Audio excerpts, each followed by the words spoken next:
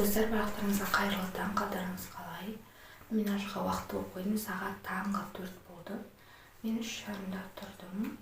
Негізі мен бүгін вообще ұйықтаған жоқпын. Білмеймін неге екенін, ұйқым келмеді. Сосын осы видеоны түсіруді шештім, немекімді қалап келдіңіздер. И қазір біз бетімізге маска жасайтын боламыз. Бұл видео бізде көптеген миллионерлердің әдеттерін қайталау болады. Таңды осылай бастайтын боламыз.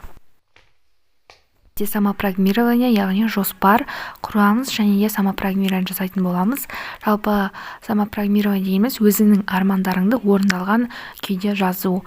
Бұл миллионерлердің екінші күнін өткізудегі басты қағидасы. Көптеген миллионерлер осылай істейді, яғни бұл қазіргі таңда жаңадан шығып жатқан техникалардың бірі.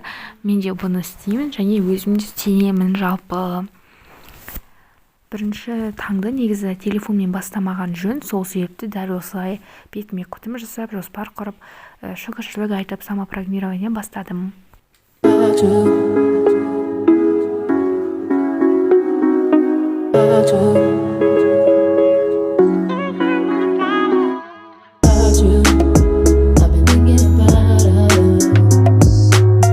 Бүгінгі күнге алғыс, дұрыс ниетті бастау.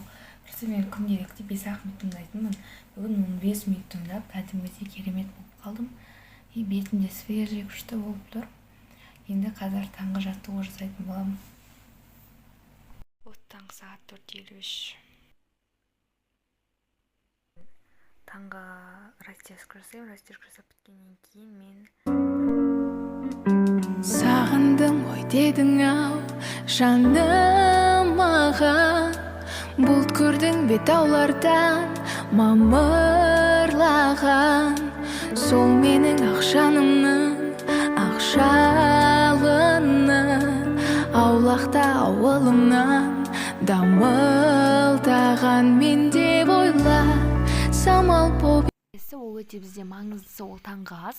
Яғни таңғы ас арқылы адам өзінің күніне энергия алады. Сол үшін де осы миллионердің әдеттерінің ең соңы сол таңғы ас деп ойлаймын. Таңғы жаттығу, растяжка, медитация, таңғы ас барлығы оның барлық адамға керек. Қазір бізде сағат 5:17 кетті. Мен таңғы жаттығу, медитация, шүкіршілік, аффирмация, уход, жалпы бәрін жасап біттім. Жатса оянсын, ояу болса, күңіренген жанымды. Енді біз таңғы ас ішіп отырмын. Өзінің таңғы асқа менде жұмыртқа и шай. Қазір өз ағылшынды орындап отырмын. Жалпы менде осымен видео аяқталды. Көріп қарағандарыңызға рахмет.